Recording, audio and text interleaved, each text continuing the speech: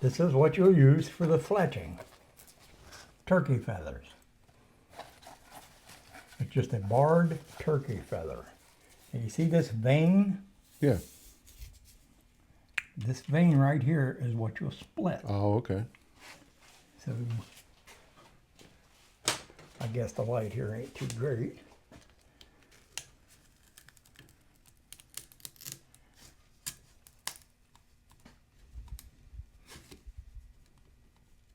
You'll pull the feather.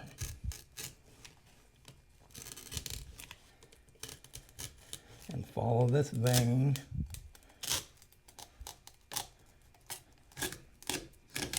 And basically what you're doing is splitting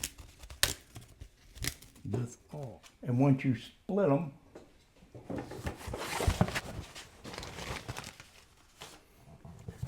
it will look like this. Oh. We're picking up where we left off yesterday. Here's the turkey feathers. I've split the feather and I've cut them like 5 inches long. So the first thing I want to do is go to the back of the feather.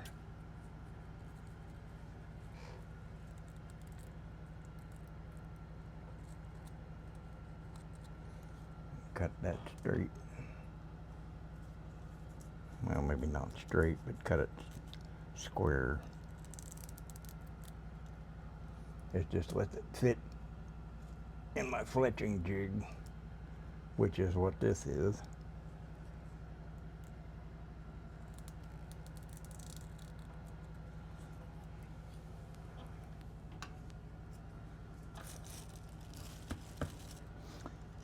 Now this is a homemade jig for to put your feathers in. And basically what you're going to do is stick it in here like this and get it down and make sure that that's setting flat.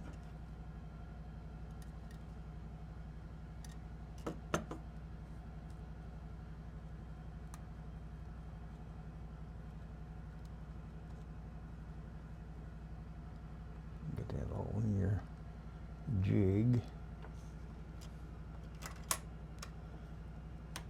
And then you close it.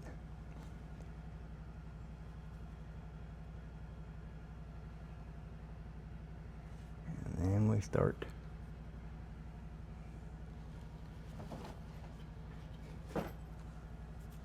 just a little bit of scraping to smooth this up just a little bit.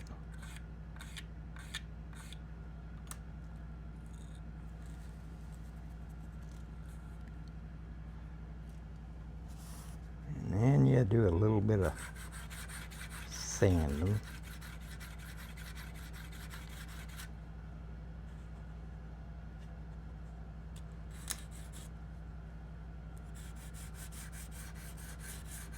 Doesn't take a whole lot.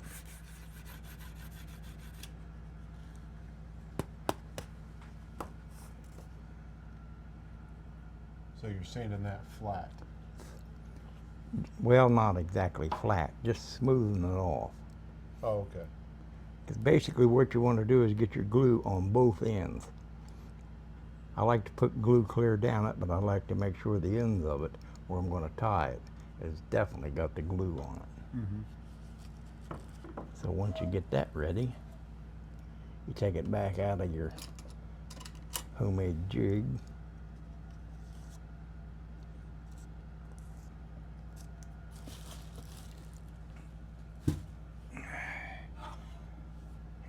And then you stick it into this jig.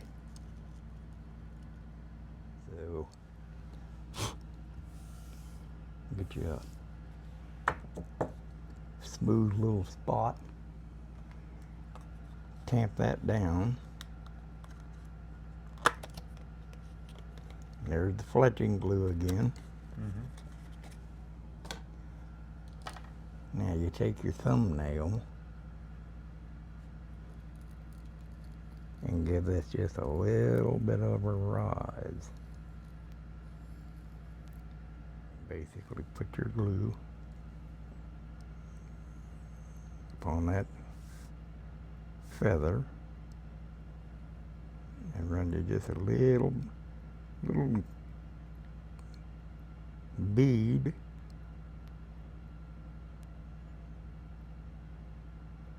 down this. Women are a lot more comfortable. They do it better. 9 times out of 10, they don't want to make errors for you.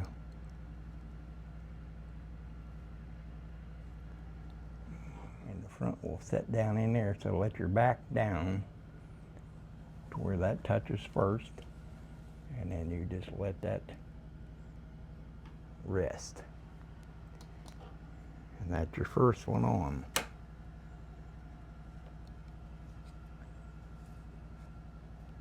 Usually in about 15 minutes you can put another one on. But we can get these others ready.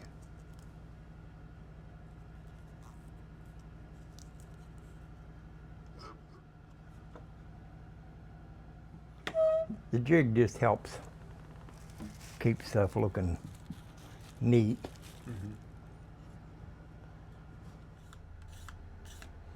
Now with boughten feathers, you don't have to sit there and do this. They're already pre-cut. You don't have to do any of this.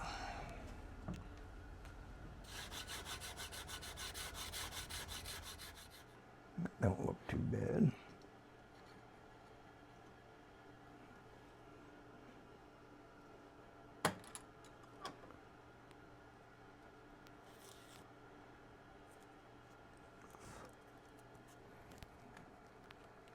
And basically that's what it'll look like if everything goes right.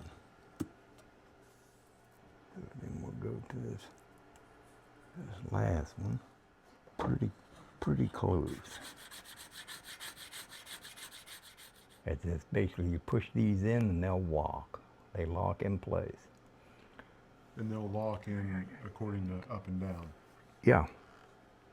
That's why you have this little cock feather thing here. Yeah. When you push that in, you want that facing up to start. Okay. That keeps everything at a starting position. It'll go 1, 2, 3. 1, 2, 3, and it puts your cock feather right back up again. And that metal tab there in the center is what's That's what holds it. engaged with the notch. Yep. And now we wait. Yep. Now you wait. I don't whistle too good either.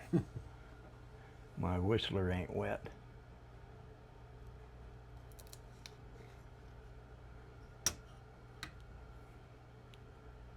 So this is what it looks like when you glue it on.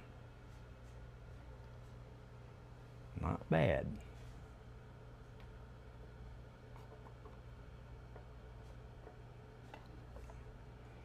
So now, turn the jig and you hear it click and it locked in. So now it's ready for another fletching. And the only reason that you do this is to raise that up. So once you got your glue on there, the weight will let that sink down and push. Put your glue where you want. Locks it in place.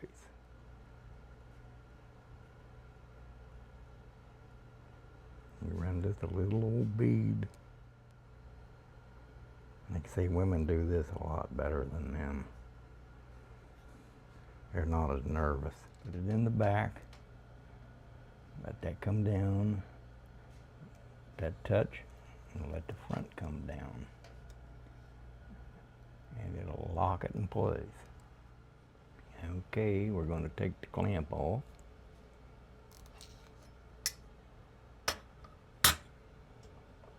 And you'll hear it click when we turn it.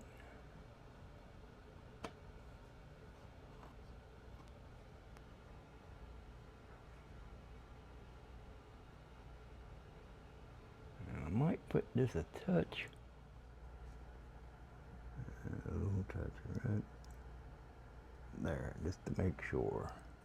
To the feather. And give it that little bit of sunrise.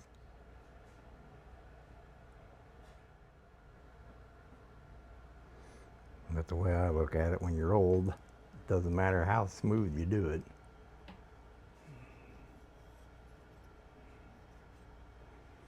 And you put it back into the clamp.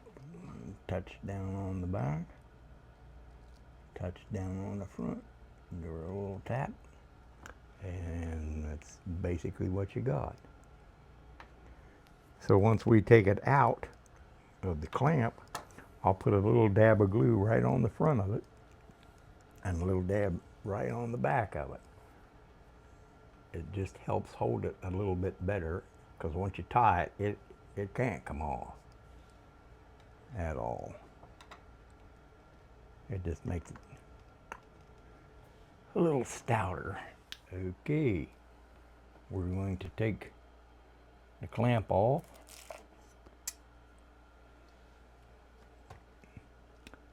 And make sure you turn this to where it locks on the notch. And there is basically your arrow.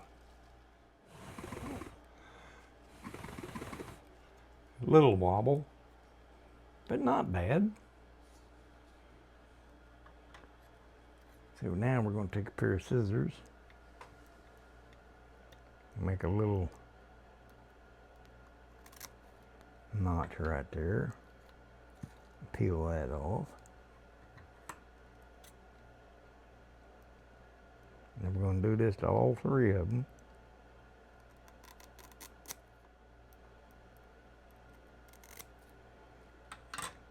Don't have to be perfect, just so they get close.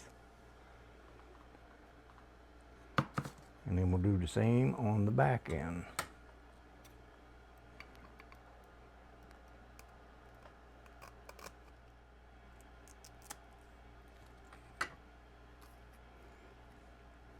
Now you can cheat a little bit right now. You can take and cut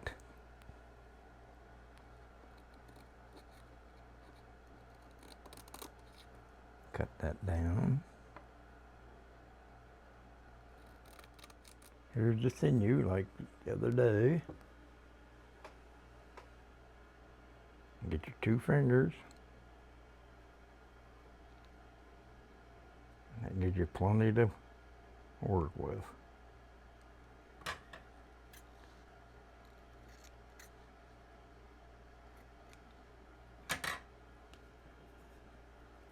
And get you some string there to get started.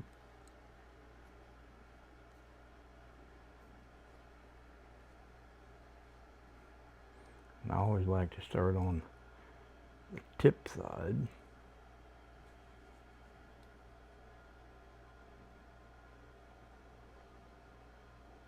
Put your string through the loop.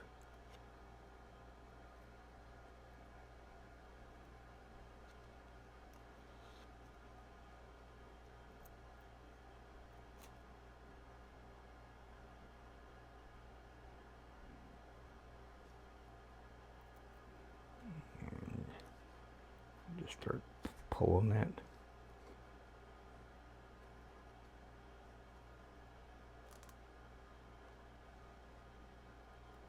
Tight.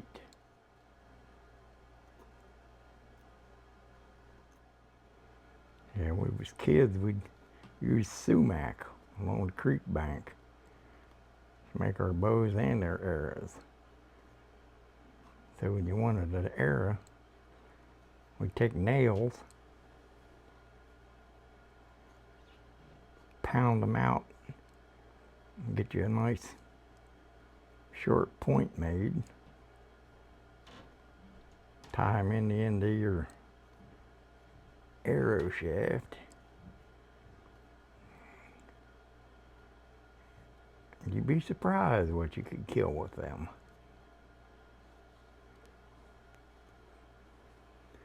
Early Sexton told his brother, turn around and go home, or I'll shoot you. And he didn't pay no attention. So he shot him in the leg. I thought, boy, that was a smart idea. I can still remember him hitting the ground, squalling with that arrow sticking out of his leg.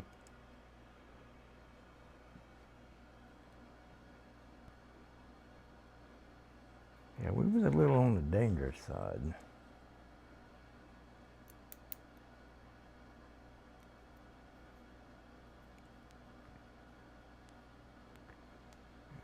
Okay, now we'll just pull you right on down.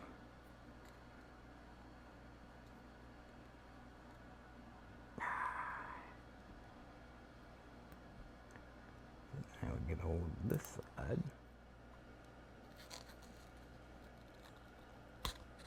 Pull that one under and good string. But it's under. You can't see it. And that's what counts.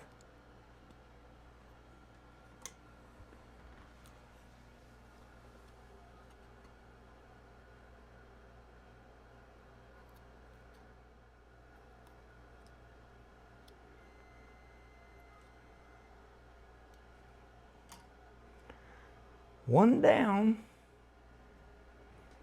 Now this one is always a little bit harder.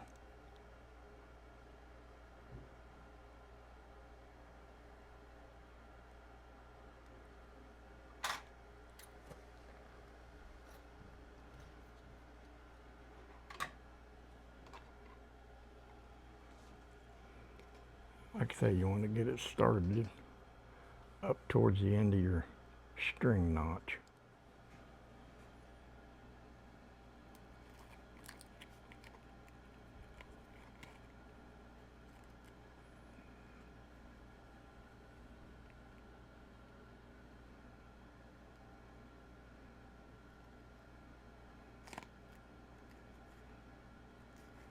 You want to keep it as close as you can up here to get you started.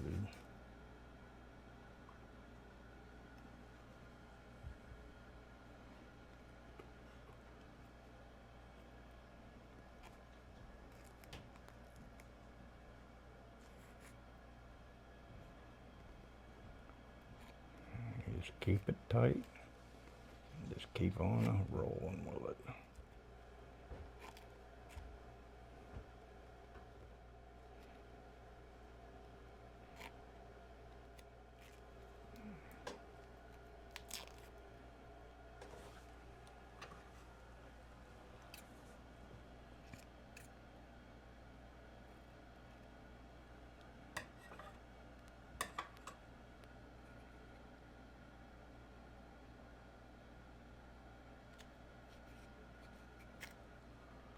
Get that to your loop.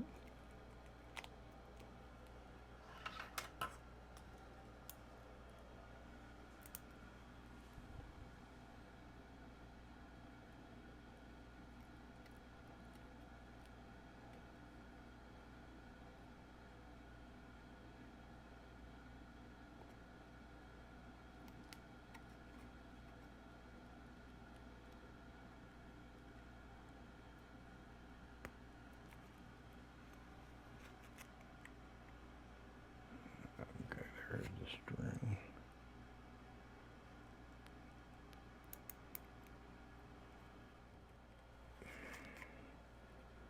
And it's all pulled under.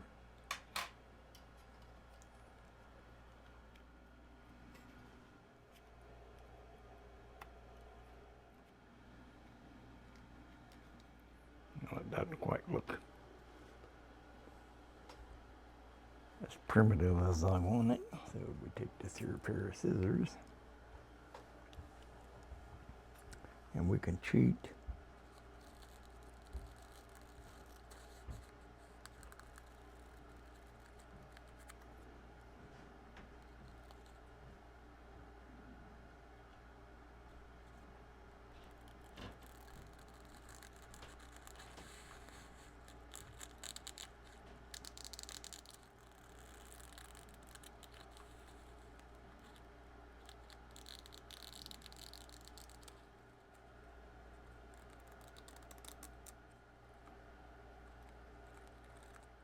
Now you can take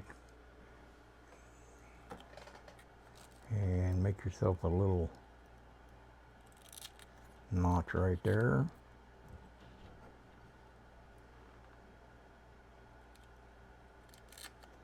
Make a little notch right there.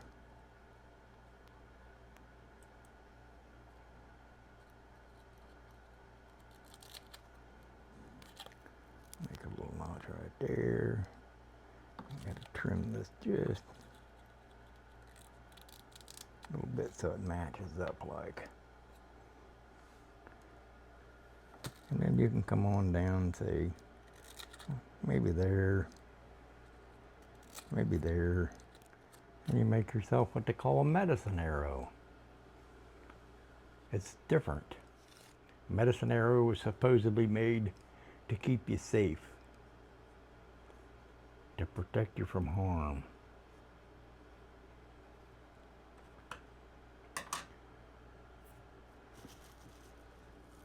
Whether or not that works, I don't know. I've never had nobody shoot me with one. But old Buckshot Rumsky, we used to shoot at each other with our bow and arrows. Not that we was smart.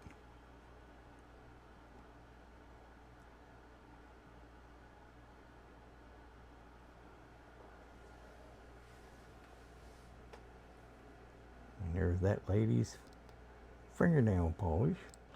All this does is harden up and protect your string where you got these tied on. Regular sinew, you don't have to do this. Because once you get it wet and get it set, it'll harden up like a rock. Where this is artificial, it will. But there's your medicine arrow. But they're fun to make. And people buy them. That's the thing. And that's about all I can tell you about it.